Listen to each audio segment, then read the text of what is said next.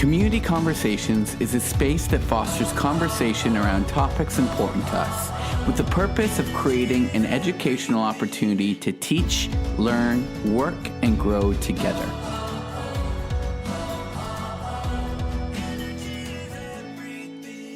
With your host, Ina. Welcome to another episode of Community Conversation. It's July, you guys. Yeah! Yes! In the middle of summer, and today we have finally a guest. Yes. The Swedish takeover continues. Yes! With Yes! Linnea Bertlin,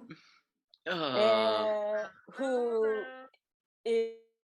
if you follow and listen to the Push Project podcasts on Spotify or wherever you listen to your podcasts, on episode 30, if I have it correctly.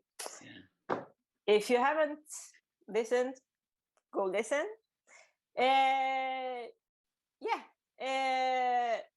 Amazing human artist, friend. Who amongst other things in her art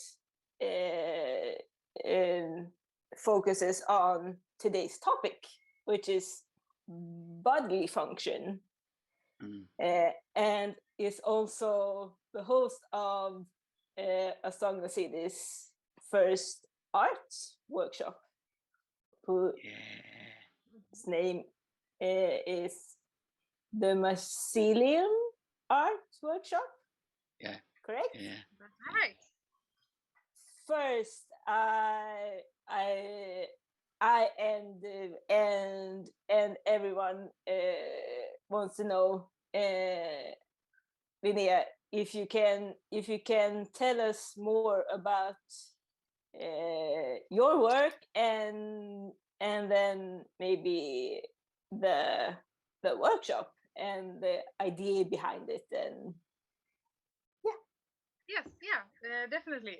So my name is Linnea, and I am a working artist living in Sweden.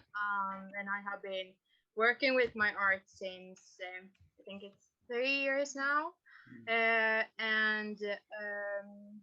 I usually work with, or my subjects that I like to work on is bodily functions and myself, literally, and my view on my body mostly, but also I'll also like to work with people with different kinds of bodies, and I find that very interesting, and so therefore I think it's really interesting for me to work, to have this opportunity to have this art workshop, where it's people from the community that I am in, the Stockholm community, as I'm self-born with that, and so I find it very interesting to be able to connect people through a way that I love, which is art, because it's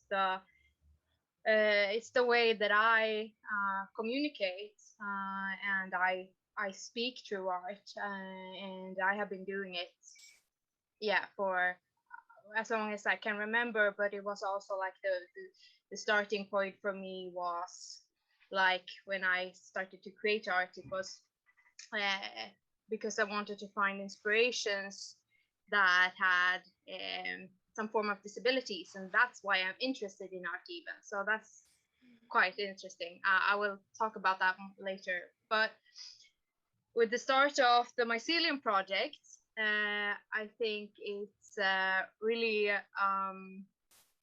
I think that why I chose to call it mycelium, first of all, it's because mycelium, it's a part of a mushroom that is connected to the ground, and the mycelium is what's beneath the ground. So the mushrooms are connected by threads. And it's basically brain nerves or spinal nerves that it can symbolize. So that's why I chose to work with that. And I also wanted to, in this project, to step away from the bodily functions, because I wanted the project to also be symbolizing each individual of us in the community. So that's the start of it, why I chose to make it the mycelium project. And yeah, so that's the main idea of it. It's to enlighten and show all of us in the community by making several art pieces. Yeah. So cool. That represents our individual self, right? Exactly, yeah. So it could be anything that makes you you. Example, if you're interested in whatever you're interested in, you can build that into your mushroom and make that build that with the inspiration to create your mushroom. So great. So great. I think we can have a link to where you can sign up. Yeah. In the comments below, right? Yeah. There will. Yeah, so, exactly. Yeah.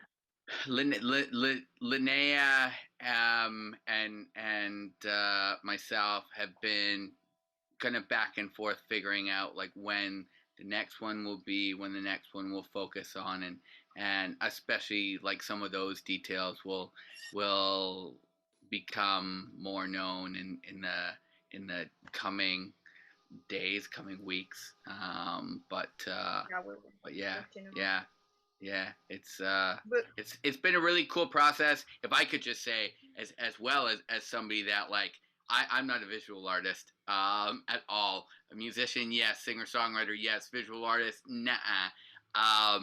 And so it's really really cool as somebody that would genuinely and honestly say I'm not very good at drawing or like using my hands to like be a visual artist. It's really cool to be able to show up to say my mycelium art project as somebody, as an artist that is not comfortable. And I will say, I'll brag about Linnea, and I think she does a great job. We've had a couple of different workshops. One that had like a mix of like folks our age, and one young dude named Chevy, 7 years old, and Linnea was a rock star in terms of like navigating that, and from there we've just kind of continued to find, cool, we're gonna now get a little bit more specific, you know, do specific workshops towards like our age demographic, and then a specific workshop towards that younger demographic, and it's just so cool because I feel like that's an art in itself, like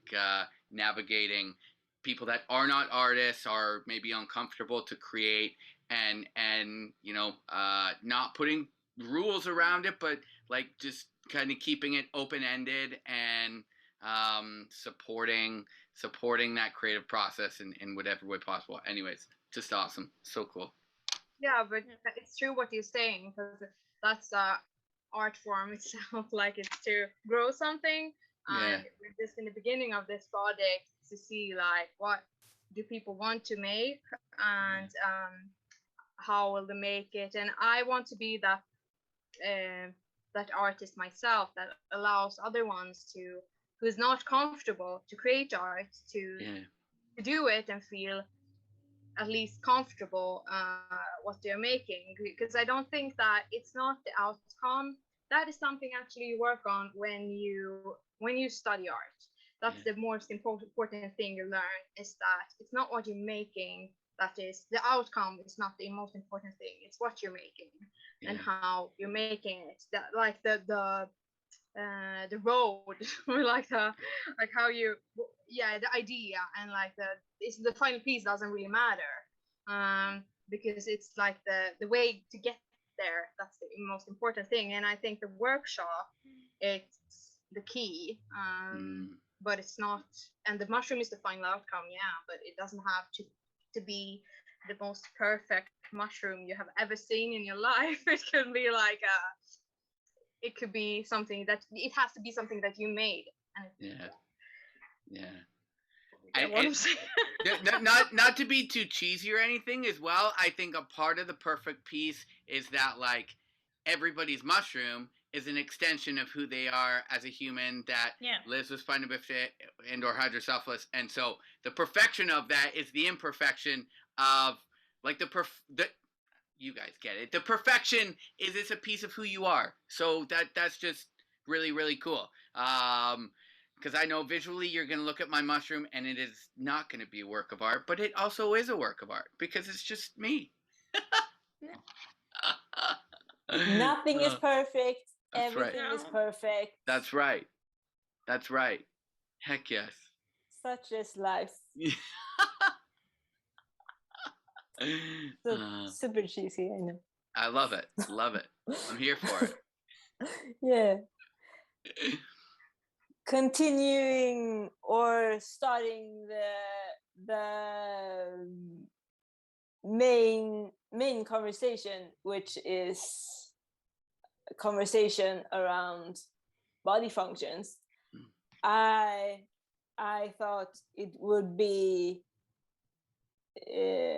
a good idea for anyone seeing this who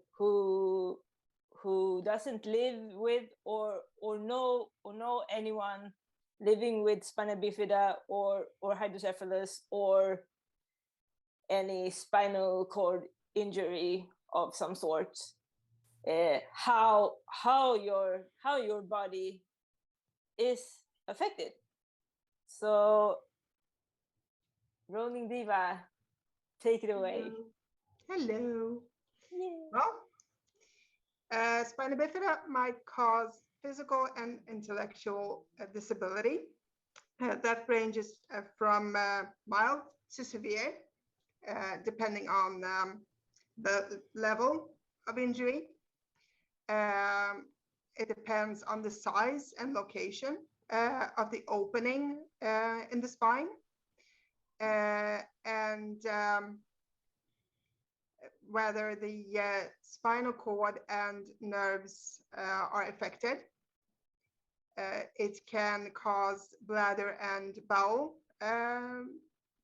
misfunction, also in different degrees, depending on the level of injury.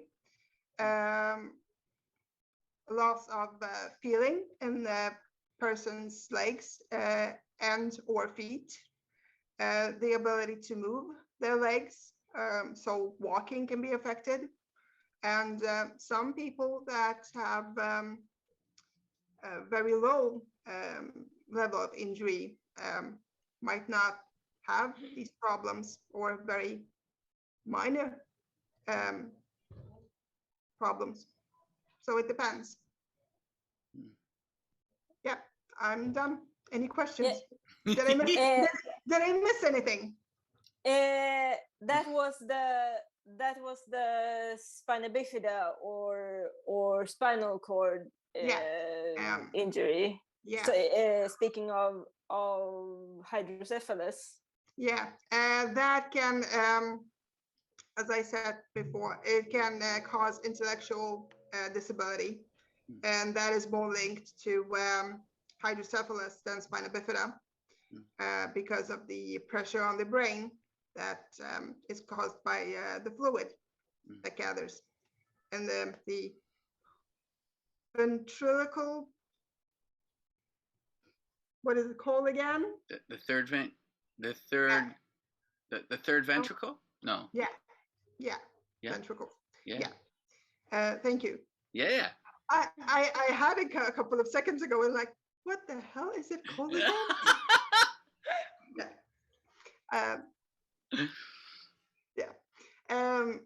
Well, so that can affect memory,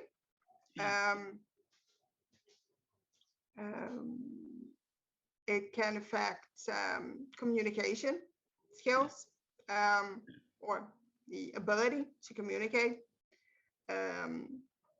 not being aware or having difficulties being with time and space. So where things are, basically. What else? Ina, help. Did I miss anything? Locating and organizing things as well. Yeah.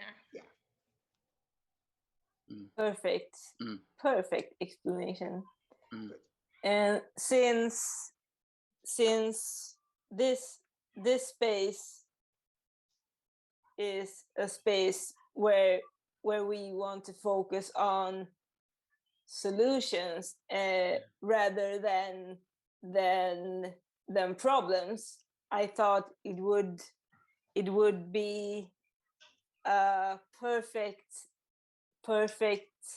time to talk about and share our strategies.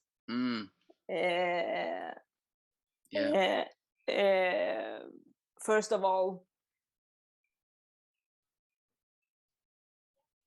daily life, and also when you're out with friends, like dinner or picnic or night out, and even work. So first of all, the day-to-day life. Do you have any like strategies or strategies that you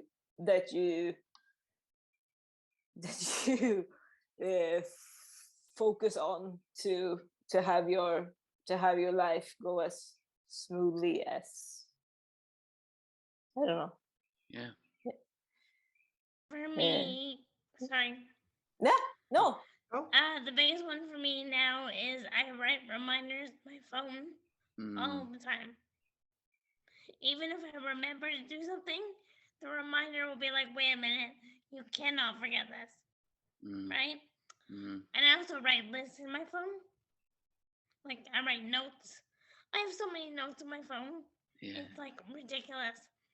But the biggest thing for me now is writing reminders in my phone. Which helps a lot. Heck yes. Yeah. I know I've been famous over the years for thinking about things and then just thinking, I'll remember that. And then over the years, I've slowly learned, Danny, you're not going to remember it. Just write it down. Put it in your calendar. Write it down. Even now, I'll have moments where like somebody will say something to me, and I'll be like, yeah, okay, cool, yeah, okay, gotta remember that. And then I'm a lot better these days. Still not perfect, but a lot better. A lot better at going, no, hold on, stop. I'm gonna actually write that down now. Because I'm not actually going to remember it. Let's stop. I'm going to actually write it down to make sure that it's not just something I'm nodding my head at, smiling. Yeah, okay, cool. And then it's in one ear, out the other, and I've forgotten about it the moment we stop talking. I get you there, Lexi. That's a necessity. It's a lot. Like, even after in February, I contracted COVID, and my memory was like nothing. It's a lot better now, but it took a long time.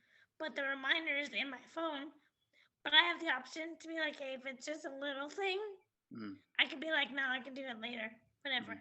But if it's something important, I'm like, shoot, I gotta do it like right now. Because if I don't do it now, I won't remember. So it's helped a lot. I don't know if you are like this also, but my calendar on my phone is filled with like all things from from when to eat, like breakfast, lunch, dinner, and work stuff. And I have alarm time that goes off for when to go pee, because that's otherwise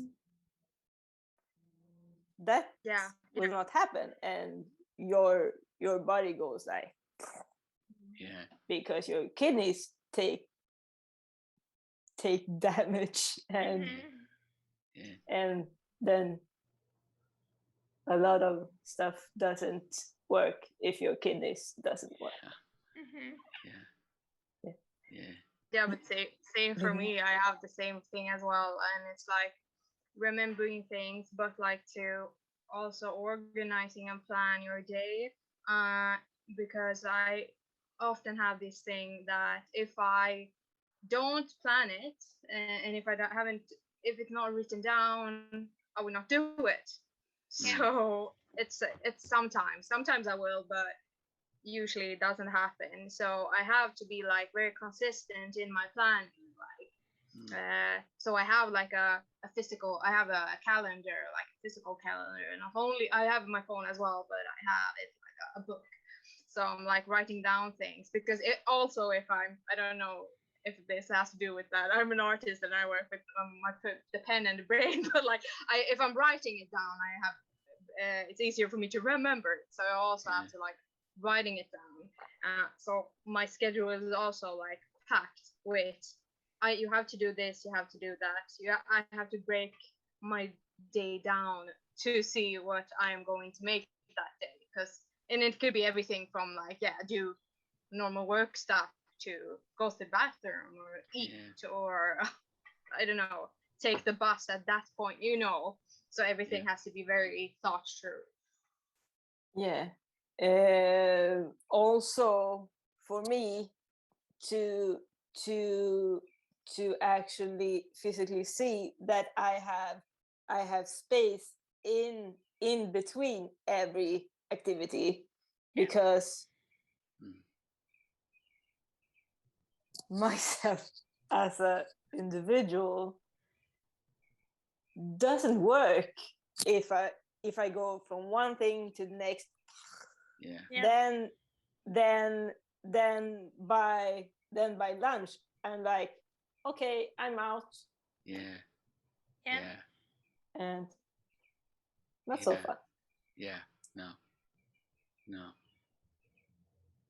I've tried to do like 2 things back to back. I'm like, oh no, that doesn't work.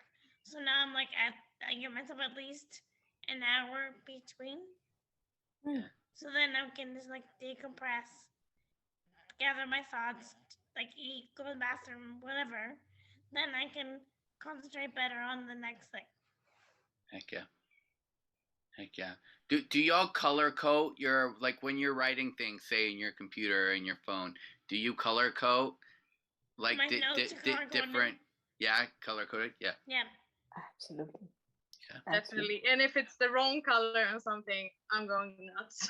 And I can't understand and remember what it is, because I do everything in color. It's like, Love that. And I also, like in the book that I have pens. I have like, what are those pens called when you're like covering the text? Whatever. But like, these pens where you cover the text. Like the whiteout, the whiteout. Highlighters. Oh yeah, highlighters. I use highlighters a lot, and it has to be like the specific color for the specific thing that I'm doing, so I can quick see like, okay, this is that. See, for me, because I have a condition called nystagmus, so when I read, my eyes do this. So I can't do the highlighter because that would just drive my eyes absolutely bonkers. Interesting. So I can't do that. Wow. What do you do instead? Sorry? What do you do instead? I can underline sometimes. Yeah. Or if I just, like, if I put stars beside it, I'm like, okay. But highlighter, no, I can't do that. Yeah. I have to have everything planned. There was a time where I had 3 physical calendars, a phone, 2 journals, and Post-its. Wow. Oh my gosh. And they were full because I like to do a lot of things, or at least I liked, or I told myself that I liked. Nowadays, it's 1 calendar, a phone, and maybe 1 Post-it. Yeah. And I really take time to rest and to just do nothing, which is watch Netflix and like cute things on Instagram. Because if I don't give myself that time, I know that I will do too much. Yeah. Yeah, which is not very good when it comes to my physical health and my mental health. So yeah, but plan everything. I still do that, and just try to execute it in a as sane-ish as I can, because let's say that I have like 5 things to do, at least. I can do them very quickly, and then I have nothing else to do, and that can stress me as well. It did a couple of years ago. So moderate things that I do, and not be so obsessed with doing things all the time. Yeah. And actually see rest as something productive, or I don't like using the word self-care, like being responsible for my own body, basically. I can't do too much. Yeah, because that is so important too. It's to rest is really important, and rest, like you said, it is productive. Because there is something you actively do to be able to do something else later on.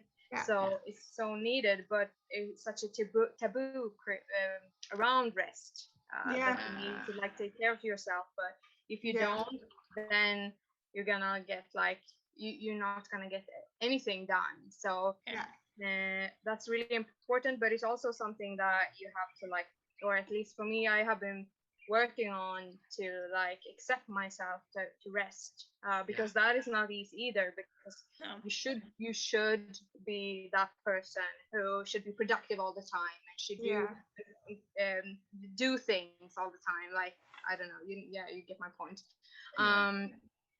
So to come to that point where you think that you see that you really need rest, is also like it's hard to get there, but it's so important for your mental health, but your physical health as well, for all your well-being. And it's not just for the people in spina bifida community. It's important for everyone, whether you have a disability or not. Definitely. To take care of yourself as fast as you can, and see that, well, if you're doing too much, that maybe you should find a way to not stop, but find a space to rest and see that as a good thing. Exactly, because if you can be stressed while you're resting, and that's not good either. You can be like, that you're taking your time, but then you're like, oh yeah, but I have to do this and I have to do that, and then it's not resting. So if I could just chime in for a moment, I very much have grown up somebody who is just always busy, and it is interesting because over the years I've started to reflect on, okay, is the busy that I am right now productive? So number one, am I being productive, or am I just like a hamster in a wheel going around and around and around and around, not really achieving anything? And the other piece to that is I'm somebody that loves, all of you know at this point, I love working with people, and I want to be able to help solve issues or create solutions or create good energy things that produce cool results in whatever way possible. And one of the things that I've learned over the years, in moments of like me feeling super tired, or like bordering on that line of like I'm starting to feel what I would assume is, say, burnout or something like that, and then it's a continuous thought, and it's always top of mind in terms of, if I'm burnt out, then I'm useless to everybody around me, absolutely everybody around me. And so I can't be burnt out. So I need to, I need to say, I'm taking my weekends off. I'm working my butt off to not be on my social media, to not, not engage in talking shop or scheduling. Weekends are off, and that's of course easier said than done, and sometimes we just got to do what we got to do. But generally speaking, like, weekends are okay, that's scheduled rest time. And anyway, so it's just so interesting because yeah, I think you definitely do see when you're just busy or not scheduling rest, your functionality just goes out. It goes out the window. You just start to become useless to everyone around you, and that's not okay. So you got to schedule the rest, and that's still a really hard one for me to continue to remind myself. To be productive, you have to rest. And if you don't, you're not going to be productive. You're not going to serve the purpose and people that you want to serve. You're not going to do that, because you're going to burn out, become angry, become frustrated, become all sorts of things that you loathe, that you don't want to be. Anyways, yeah. So I have an app on my phone and I meditate. I'm not as consistent as I should be or I want to be. So I'm trying to get better at that, but it helps me like focus myself and just relax, Yeah. Heck yeah. Speaking of rest, and now summertime, you might be traveling or out with friends and family. I would like to know, especially Diva, Linnea, Lexi, what types of strategies or things you actually have to take with you, like physical things. Speaking of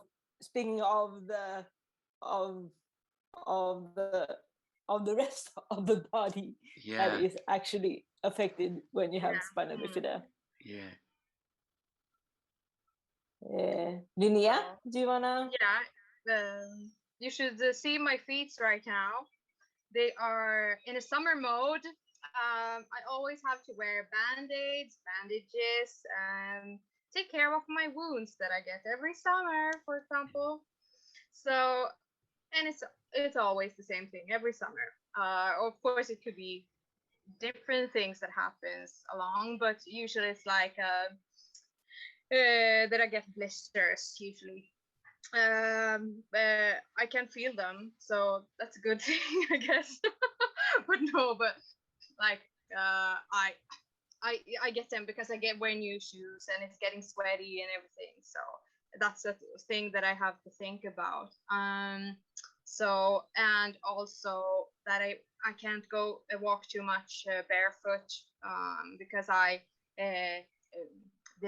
were traveling like a few weeks ago, and I was in the ocean, and then when I went up, I saw like blood all over the place, and I was like, what is this? What is this? And I had to like see what it was, and I was like, okay, is it a shark here? What is it? I was like, okay, come on. But then I saw it, and it was my small toe, my toe. I've been like, I got a really bad cut in it. So things like that happen to me all the time. Because I can't feel, so I'm just walking, and then I stamp on something, and I can feel that it's like my body doesn't react to that it hurts, so I probably just push down and keep on walking. So my one of my toes was basically cut off. It looks good right now, but yeah. I don't know if that was too much information, but that happens. That really happens. But it has gone well, so it looks good right now.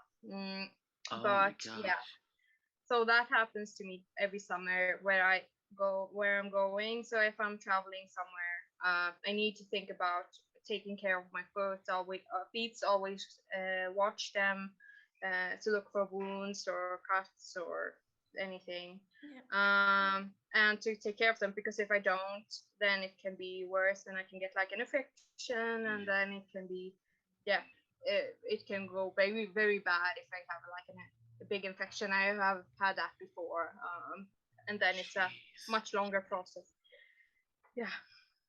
But all good now. Good. Yeah. Lexi, did you wanna?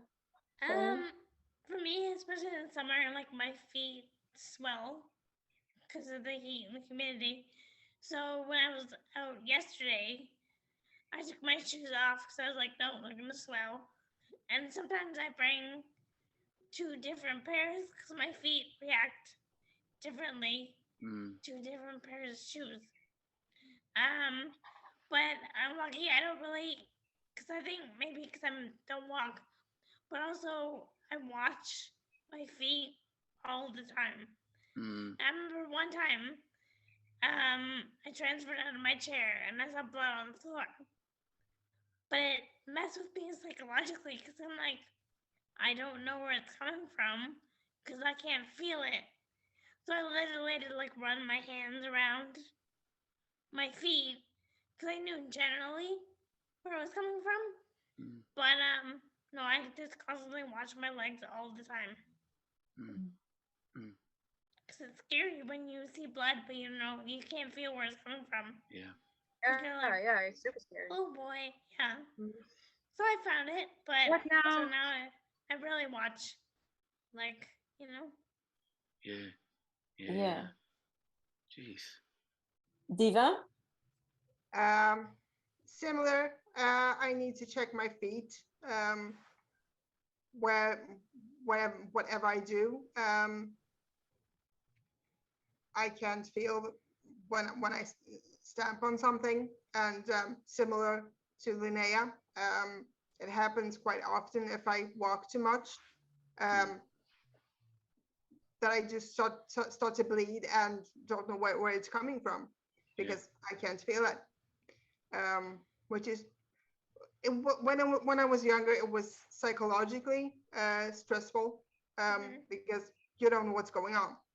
You basically don't. Your body's bleeding and you have no idea what happened. So that is something I'm really really cautious with. What happens to my feet? Basically, when I travel, I have like my whole apartment with me, especially when it's like abroad, so away from Sweden, where I don't know how the if there's any wheelchair service. So I have wheelchair parts with me, everything I need if my wheelchair breaks.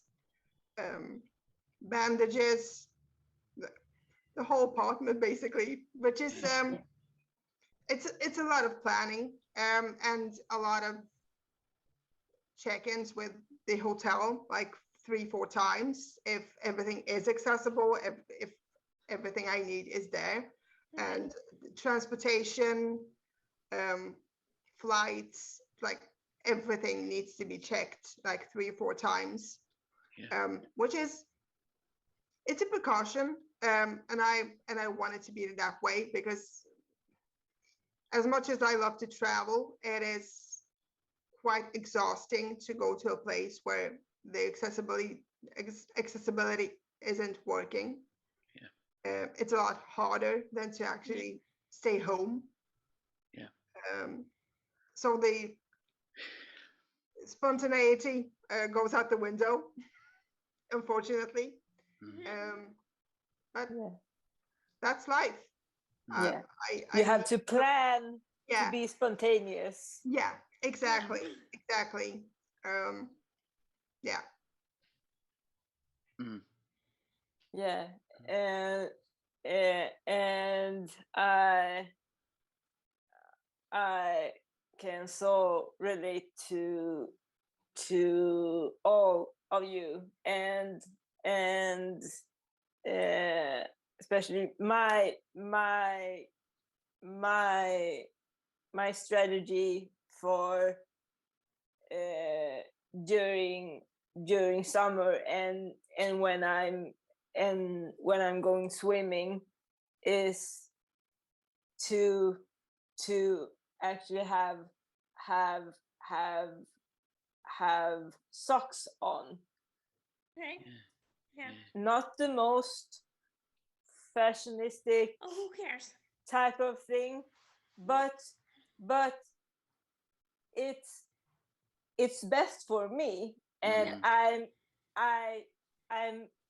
much rather be unfashionistic, if that's even a word, than unfashionable. Yes. There we go. Than to have a cut on my feet that takes months to heal, can get infected, and might take even longer. I mean, then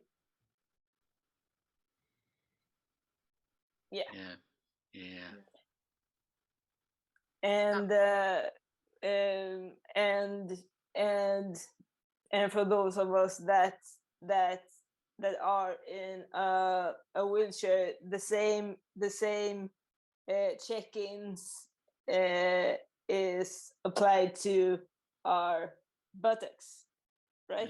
Because we put pressure on them all day. Now during summer it gets hot, so it's this constant back and forth, like this. Yes, and circulation going. Yes, and is it a hot day? How much have I been sitting? Should I take my shoes off? My leg braces? Should I be laying down? Maybe. Can I, sorry, to everyone, can I ask a personal question, and feel free to say nay. Is say like pressure sores or sores on your butt, is that more likely to occur in times of the year or in hot climates or cold climates? Is it more likely to occur when it's hot or cold, or does that play into it? Does that make sense? Yeah, it does. I'm lucky I've never had one, so I can't answer that question, but I'm sure maybe environment would be a factor. For me, it has occurred more when it's hot or like the pressure like in my sit ski the pressure on my back and my spina bifida wound can be a big issue. Yeah. So that is, and that is a part that I can actually feel. So I'm like, yeah.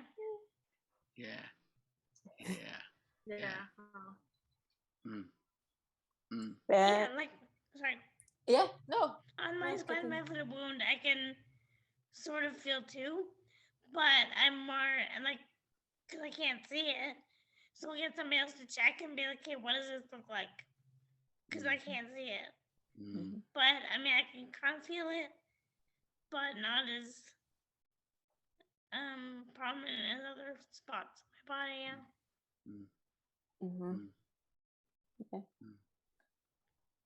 body. If we go to like work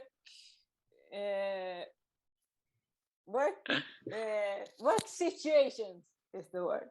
Work situations. Do you have any specific strategies there? Danny, do you wanna?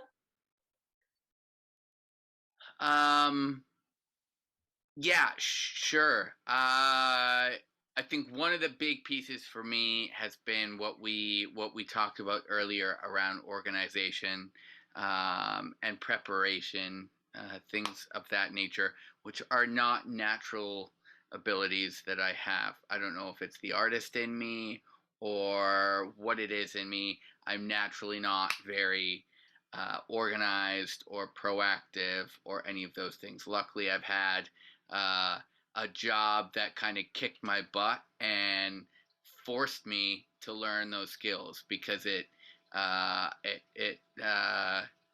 was very important that I learned those skills, and so I'm super grateful that those skills were built and continuing to build, because they're never fully developed, but I think that, like, the planning, the organizing, color coding, writing things in multiple places,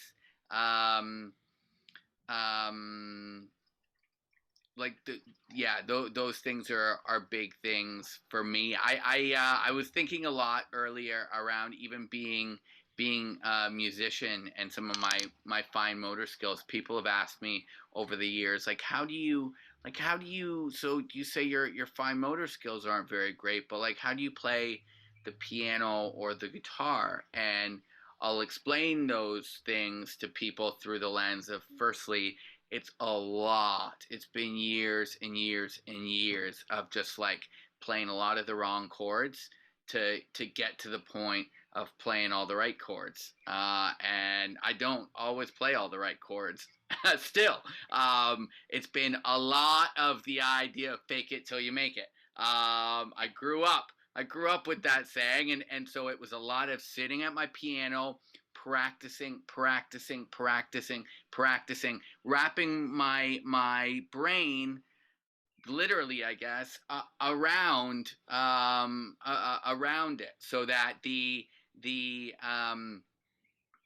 signal from my brain to my hands wasn't necessarily getting quicker, but my hands just started to kind of know what to do and how to do it.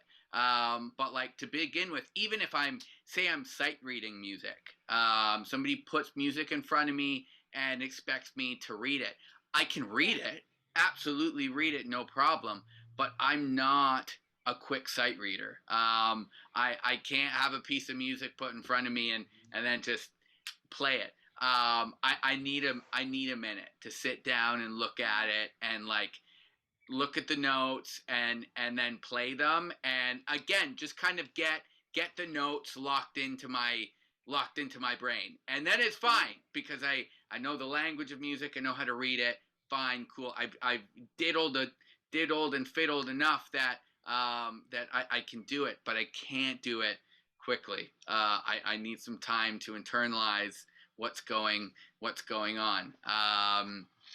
So lots of practice, lots of figuring out how to navigate that I guess a little bit slower thought process from my brain to my hands, and what that functionality looks like. And still today, whenever I'm playing guitar, playing piano, I am not like some virtuosic player. I'm playing 3-chord songs, and that's pretty much the if somebody else plays the piano or somebody else plays the guitar, please do that. Let me just sing and entertain. I'll do that. If I don't have to play the piano, I don't have to play the guitar, I still prefer not to. Because it's not what I would consider to be what I feel most comfortable doing. It is still to this day pushing myself out of my comfort zone to sit in a room and play for a room of people at the piano, because I just don't. Anyways.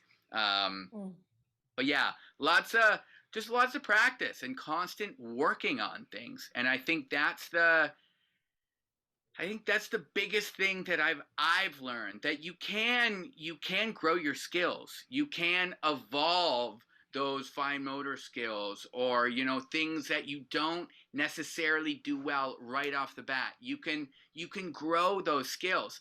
You might have to work a little harder than everybody else. But you can evolve some of those skills. You can grow some of those skills, and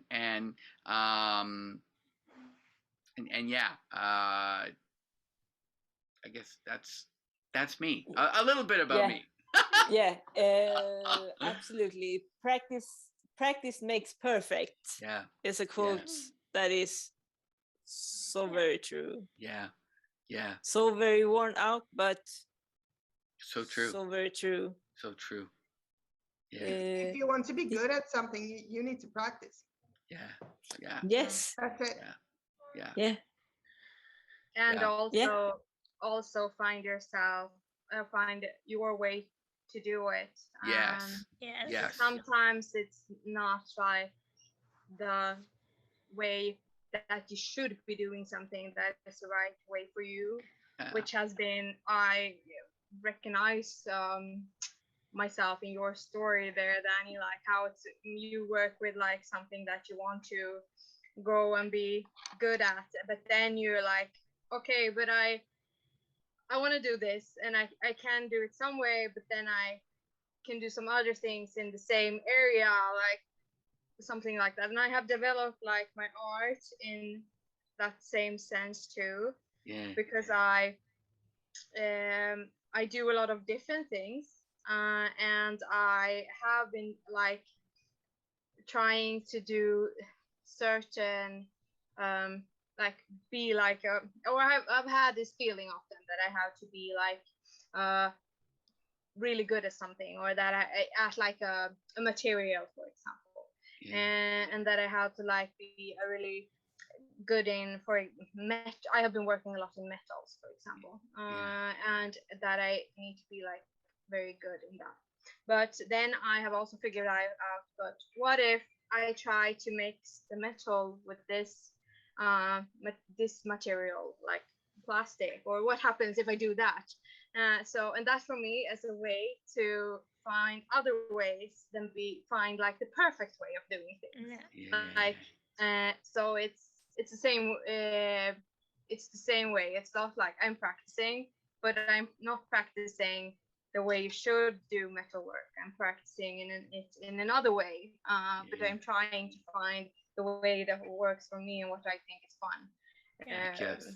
And I think that's important, and that's why it's like, or if you're going back to like the work thing, that's why being an artist is so good for me, because first of all, because I'm an artist, I just am, which I can think myself working with something else. But I also think that like it works really good for me because I can like choose what I want to do as a freelancer. Yeah. I'm like, okay, I can do a bit of that, and I can do a bit of this, and I don't really care. Or sometimes I do care if people think it's a good piece or not. But most times I'm like, but I don't need to think about that because I just need to develop it myself and the way I see it, and that is perfect for me. You can always get feedback from people and ask for feedback, and feedback is very important, but in the end it's your decision. It's your art, it's your craft. Very true. And that you can like apply that on anything really. Lexi, did you wanna? Just the biggest thing for me I learned is to be gentle with myself, because I'm my own worst critic. Like, I'm so hard on myself. But I've learned nobody's perfect. You do it your own way, it's gonna work. So you just gotta be gentle with yourself and be like, I can't do this today. Maybe I can do it tomorrow. And that's okay. So just be gentle with yourself, because it just makes me feel, I shouldn't say it like this, but like, I don't know how to say it. I'm just not as hard on myself anymore, because I'm like, no, not everybody can do this right now. It's fine. So if I'm being gentle with myself, it's like I'm giving myself permission to not be able to do it. Okay. Yeah. So important. Yeah. Diva? Yeah. I lost the plot now. What was the question? I'm sorry. Work strategies or things you have to take with you or take into consideration to work, or I need to take to the consideration to not to do too much, so I do things slower, deliberately, because I know that when I start, it's my fingers are going to burn, because I do things really fast, and not only fast, I'm thorough. But that is very draining, and I've already had a burnout once, and I don't ever want to be there again. So I do things slowly, very deliberately. And I actually talked about it with my colleagues and my boss, and they perfectly understand, because they've seen me in action. Yeah. They know that the job gets done. Yeah, exactly. They know what you're capable of. Yeah, that's why people hire me. This job that I got, I was recommended from my former boss, because she knows that when I'm there, the task is going to get done. But at what expense? That is my question, because I can do it really fast, but then I'm going to feel like I want to die. And I don't want that. No. So I prefer to do things slowly. Yeah. Perfect. We're starting to be at the end of our conversation. Mhm. Always time Too goes quick. so fast when Yes. Yeah, we it talk, is. guys. But if people want to be or get in contact with you, Linnea, where can they reach you? So they can reach me on the Mycelium Art Project Instagram. We will post it in the comment down below. Yeah. And you can also go to the website, asongacity.com/ the Mycelium Art Project. And there you can find the sign up link where you can sign up for the next workshop. That will be probably in August. Yeah. Yes. Yay! So looking forward to that. Yeah. Yeah, it's Yeah. going to be great. I'm really looking forward to. Heck yes. Speaking It will of be the that, third yeah. one. Ah, sorry. It will be the third one, so I'm really looking forward to that. Heck yeah. The work continues. It does. Heck So exciting. Heck Speaking yes. of stuff down below, if you haven't subscribed, Yeah. push the subscribe button so you won't miss any future talks, and check out our talks we've already had, and you can find us on Facebook, Instagram, All the places. all the places. Push Project Podcast on Spotify. Yes, and we would love to keep the conversation going. So please write in the comments below, and we will